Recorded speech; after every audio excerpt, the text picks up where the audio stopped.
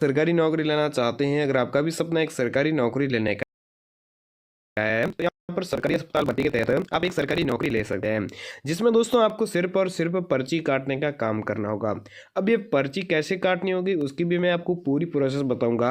और उसके बाद में आपको मैं बता दूं कोई भी परीक्षा या फिर कोई भी इंटरव्यू नहीं होगा। ये भर्ती है जो बिल्कुल सीधी रहने वाली है, यानी कि नो एग्जाम नो इंटरव्यू, ये भर्ती बिल्कुल सीधी रहेगी, जिसका ऑफिशियल नोटिफिकेशन भी यहाँ पर जारी हो गया है और आपको भी देखने को मिल जाएगा। अब सबसे इम्पोर्टेंट बात यह होती है कि आपका एज क्राइटेरिया क्या होना चाहिए। सबसे दोस्तों मैं आपको बता दूं, एज क्राइटेरिया में आपकी एज है जो 18 वर्ष से अधिक होना चाहिए, जिसमें एजुकेशन क्वालिफिकेशन यानी कि आप कितने पढ़े लिखे होने चाहिए उसकी मैं बात करूं तो चाहे आप 8वीं पास है, 10वीं पास है, 5वीं पास है, 12वीं पास है, या फिर आप ग्रेजुएशन पास कर रखा है, तो अपना फॉर्म है जो आसानी से भर सकते हैं। अब फॉर्म में आपको बता दूँ, फॉर्म आसानी से भरने के लिए आपको 2 चरणों का पालन करना होता है, क्योंकि इसमें कोई भी परीक्षा या फिर कोई भी इंटरव्यू नहीं होता है, तो यहाँ पर आपको 2 चरणों का फॉर्म का पालन करना होता है। तो पहला चरण क्या रहेगा, साथ ही में दूसरा चरण क्या रहेगा, सारी कुछ जानकारियां जो आज की इस वीडियो में बताएंगे। तो आपको क्या करना है, इस वीडियो को शुरू से लगाकर अंत तक जरूर देखना है।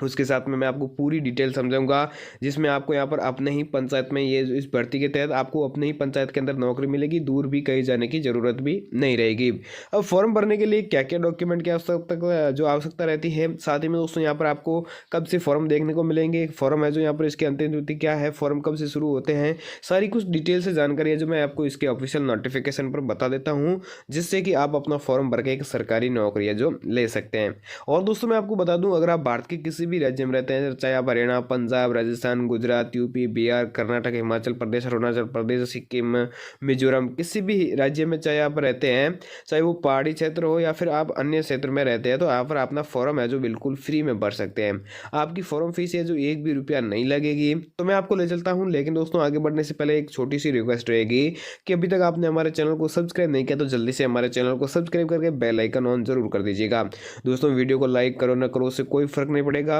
चलिए चलते हैं इसके ऑफिशियल नोटिफिकेशन पर और पूरी जानकारी को विस्तार से जान लेते हैं। दोस्तों सबसे पहले मैं आपको बता दूं, यहाँ पर सरकारी हॉस्पिटल है, यहाँ पर रिक्वायरमेंट के एजुकेशन क्वालिफिकेशन के बारे में बता देते हैं, जिसमें कौन कौन लोग हैं जो आवेदन कर सकते हैं। अब दोस्तों मैं आपको बता दूं, जो यहाँ पर कुछ मेरे प्यारे भाई और बहन हैं जो यहाँ पर जानते नहीं है कि कौन कौन इसमें यहाँ पर कितने पढ़े लिखे होने चाहिए जो इस भर्ती में आवेदन कर सकें, तो उसके लिए मैं आपको बता दूं जो कुछ रिक्वायरमेंट रखी गई होती है। कोई भी भर्ती अगर आप देखे जाए तो यहाँ पर उसमें एजुकेशन क्वालिफिकेशन या फिर एज क्राइटेरिया या फिर कई सारे ऐसे यहाँ पर क्वालिफिकेशन रखे जाते हैं, जिसके क्राइटेरिया पूरा करने के बाद ही आपको एक सरकारी नौकरी दी जाती है। तो ऐसे में दोस्तों इस भर्ती का जो एजुकेशन जो यहाँ पर क्राइटेरिया है, जो आपने कितने पास कर रखी कक्षा, उसका क्राइटेरिया है वो मैं आपको समझा देता हूँ। सबसे पहले मैं आपको बता दूँ कि इस भर्ती में यहाँ पर आपको 25,000 जो यहाँ पर निकली है, उसमें यहाँ पर पदों के लिए आवेदन करने के लिए कम से कम आप है जो 10th पास 12th पास होने चाहिए। यानी कि अगर आप 10वीं पास है, 12वीं पास है, तो आप लोग ही आवेदन कर सकते हैं, क्योंकि यहाँ पर इस नोटिफिकेशन के अनुसार है जो बढ़ा दी गई है। जो यहाँ पर